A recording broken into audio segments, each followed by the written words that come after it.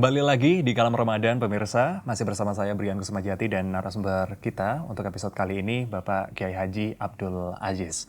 Nah seperti tadi yang disampaikan Pak Kiai di awal, kemudian muncul pertanyaan, kenapa nih Pak Kiai kok di bulan Ramadan itu kok masih ada saja manusia yang mungkin bertindak maksiat gitu. Padahal tadi di hadis dijelaskan bahwa setan-setan ini telah dibelenggu. Nah kira-kira seperti apa Pak Kiai? Ya, terima kasih Mas Brian. Ini menarik sekali karena di awal Ramadan, hadis itu dari awal Ramadan itu pintu surga sudah dibuka.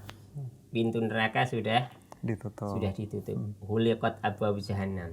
Kemudian tidak hanya pintu neraka yang ditutup, setan pun di wasul silatis syayatin, setan dibelenggu. Di riwayat yang lain wasufidas syayatin, setan itu dirantai. Ini menjadi hal yang menarik. Ya, ketika kita melihat kehidupan di masyarakat kita, di Ramadan pun masih ada angka kriminalitas, masih ada. Itu bukti gambaran ada maksiat, masih ada. Tidak kita kemudian menuduh seseorang melakukan maksiat, tetapi angka kriminalitas di bulan Ramadan masih ada. Bahkan mungkin di akhir Ramadan ada peningkatan menjelang Idul Fitri. Ini hal yang menarik. Para ulama sudah memberi gambaran terhadap itu. Sudah ada pertanyaan seperti itu. Jawaban para ulama, kita sadari betul bahwasanya maksiat atau perilaku kejahatan itu tidak murni dari godaan setan saja. Manusia itu punya nafsu. Ada an-nafsu al-ammarah bisu. Manusia punya nafsu yang selalu mendorong untuk perkara-perkara yang tidak baik. Pertama, jadi bisa jadi setan sudah tidak berdaya, tetapi nafsunya orang itu masih ada. Yang kedua, al-adah al-qobiyah, kebiasaan yang buruk.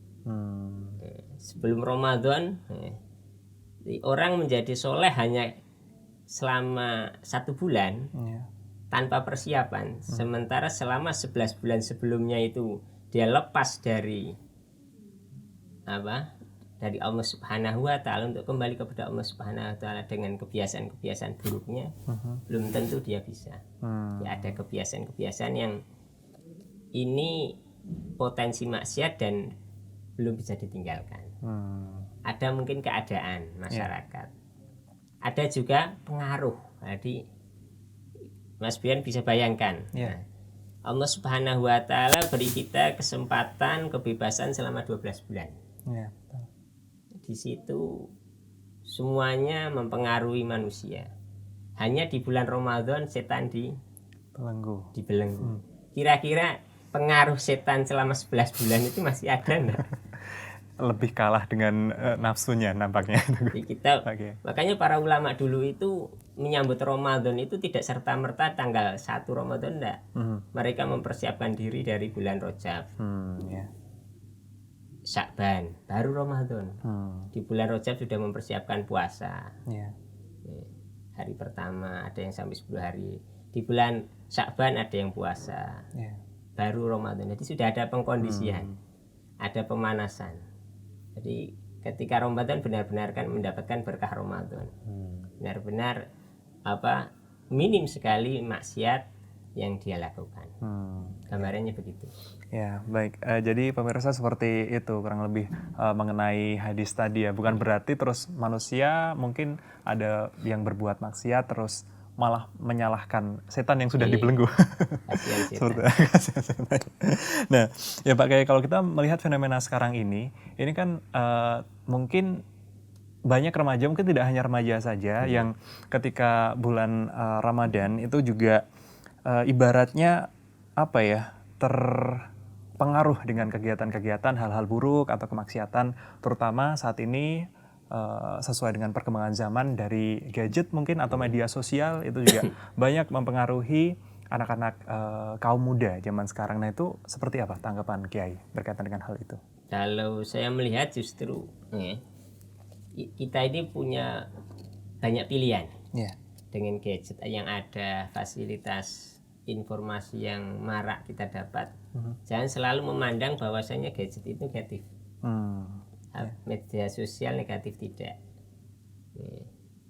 Artinya untuk bisa memaksimalkan anugerah Ramadan ini sehingga kita benar-benar mendapatkan kesempatan untuk beribadah kepada Allah, berbuat baik, menambah pahala, mencari ridho Allah, lebih mudah.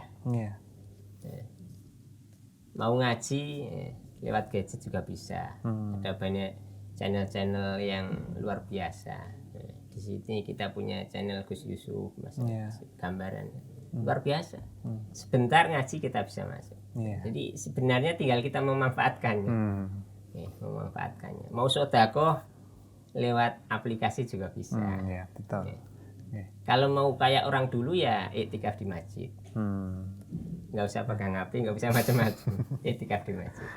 Tapi artinya keberadaan kita dengan keadaan yang seperti ini, dengan kemudahan-kemudahan yang ada ini, sebenarnya justru bisa menjadikan kita lebih maksimal menuju Ramadan yang berkah, menuju Ramadan yang diridhai oleh Allah Subhanahu wa taala dengan pahala dan diampuni Allah Subhanahu wa taala.